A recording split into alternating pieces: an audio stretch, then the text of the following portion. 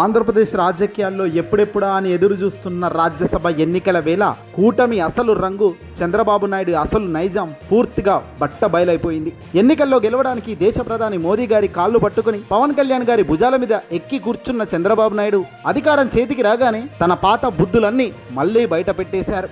ఆంధ్రప్రదేశ్లో ఖాళీ అవుతున్న 4 రాజ్యసభ స్థానాల్లో మిత్రపక్షాలైన బీజేపీకి గాని జనసేనకు గాని ఒక్కటంటే ఒక్క సీటు కూడా ఇచ్చే ప్రసక్తే లేదంటూ తాజాగా చంద్రబాబు తేల్చి చెప్పడంతో ఇప్పుడు రాష్ట్ర రాజకీయాల్లో పెను సంచలనంగా మారింది. ఇక్కడ పైకి ఎన్ని సాకులు చెబుతున్నా చంద్రబాబు ఇదిగో ఈ నిర్ణయం తీసుకోవడం వెనక అసలు భయం ఏంటో తెలుసా? మన ప్రియతమ నేత వైఎస్ఆర్ కాంగ్రెస్ పార్టీ అధినేత మాజీ ముఖ్యమంత్రి జగన్మోహన్ రెడ్డి గారు. అవును, మీరు విన్నది అక్షరాల నిజమే. అధికారం కోల్పోయినా సరే జగన్మోహన్ రెడ్డి గారి క్రేజ్ మాత్రం ఏమాత్రం తగ్గలేదు. ఢిల్లీ వేదికగా కేంద్ర పెద్దలకు, దేశ రాజకీయాలకు వైఎస్ జగన్ గారి లీడర్షిప్ అంటేనే అత్యంత నమ్మకం, అత్యంత గౌరవంగా కనబడుతుంది. ఇప్పుడు రాష్ట్రంలో కూటమి ప్రభుత్వం ఎన్ని కుట్రలు చేసినా, ఎంత దుష్ప్రచారం చేసినా ఢిల్లీలో మాత్రం జగన్ గారి వ్యక్తిత్వానికి, ఆయనకున్న క్లీన్ ఇమేజ్కు బీజేపీ పెద్దలంతా ఫిదా అయిపోతున్నారు. ఈ నిజం చంద్రబాబు జీర్ణించుకోలేకపోతున్నారు. రేపు రాజ్యసభలో వైసీపీ ఎంపీలతో పాటు కలిసి బీజేపీ దేశ ప్రయోజనాల కోసం అడుగులు వేస్తుందనే భయంతో చంద్రబాబుకు ఇప్పుడు నిద్ర పట్టడం లేదు. ఢిల్లీలో వైసీపీ గ్రాఫ్ చూసి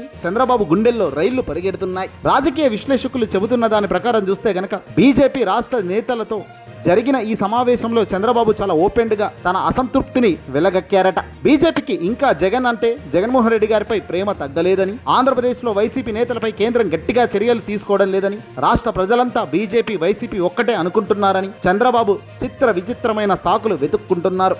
అయితే దీన్ని బట్టి ఒకటి స్పష్టంగా అర్థమవుతోంది. ఎన్నికలకు ముందు వైసీపీని ఒంటరిగా ఎదుర్కొనే ధైర్యం లేక బీజేపీ జనసేనలతో అపవిత్ర పొత్తు పెట్టుకున్న ఈ చంద్రబాబు ఇప్పుడు అవసరం తీరగానే వాళ్లను నెట్టిట్ట ముంచే ప్రయత్నాలు ప్రారంభించేశారు. అటు జనసేనలో నాగబాబు గారికి గాని, ఇటు బీజేపీ నేతలకు గాని మొండి చేయి చూపిస్తూ 4 సీట్లు తానే మింగేయాలని చంద్రబాబు చూస్తున్నారట.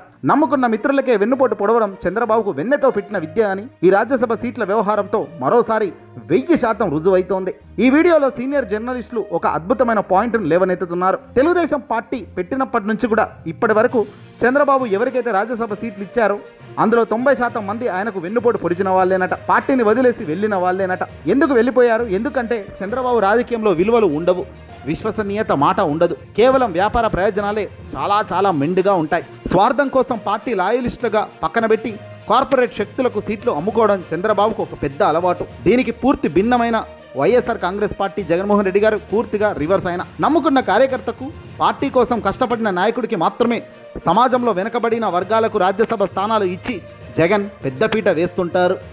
లాయల్టీకి, విలువలకు కేర్ ఆఫ్ అడ్రస్గా ఇక్కడ జగన్ ఉంటే వాటికి విరుద్ధంగా నిలబడే కార్పొరేట్ శక్తులతో చేతులు కలిపే వ్యక్తి చంద్రబాబు. అవకాశవాదానికి, మోసానికి బ్రాండ్ అంబాసిడర్గా ఉన్న చంద్రబాబు నాయుడు సీట్లు పంపకాలే ఇప్పుడు ప్రధాన అంశం నిరూపిస్తున్నాయి ఆయన వ్యక్తిత్వం. ఏదేమైనా పొత్తు ధర్మాన్ని పక్కన పెట్టి అహంకారంతో చంద్రబాబు తీసుకుంటున్న ఈ నిర్ణయం కూటమి పతనానికి పక్కా నాంది పలకబోతుంది. ఢిల్లీలో వైసీపీని, జగన్మోహన్ రెడ్డి గారిని తక్కువ చేయాలని చూస్తే అది చంద్రబాబు తరం కాదు కదా, రానివ్వదు. రాబోయే రోజుల్లో కూటమిలోని అసంతృప్తి జ్వలాలు ఏ స్థాయికి చేరుకుంటాయో, ఈ రాజ్యసభ సీట్ల గొడవ ఏ మలుపు తిరుగుతుందో అనేది ఇప్పుడు ప్రత్యేకంగా మాట్లాడుకుంటున్నారంతా. ఆంధ్రప్రదేశ్ హక్కుల కోసం ప్రజల పక్షాన నిలబడే ఏకైక శరణవర్ణం వైఎస్ఆర్ కాంగ్రెస్ పార్టీ మాత్రమేనని ప్రజలు కూడా ఇప్పుడిప్పుడు గ్రహిస్తున్నారు. మరి దీనిపై మీ అభిప్రాయం ఏంటి? చంద్రబాబు ఎప్పుడు కూడా అవకాశవాద రాజకీయాలు చేస్తూనే ఉంటారు. ఈరోజు బీజేపీకి చంద్రబాబు కొట్టిన ఈ వెన్నుపోటు దెబ్బ రాబోయే కాలంలో బీజేపీ అస్త్రాలు అతి బలంగా గట్టిగా తగులుతాయి చూడండి అంటున్నారు. ఏదేమైనా కింది స్థాయిలో పతనం కానికే పెద్ద తప్పులు చేయాల్సిన అవసరం లేదు. ఇదిగో ఈ చాలు, ఈ చిన్న తప్పులే. ఈ వీడియోని అసలు ఎక్కడికి షేర్ చేయండి.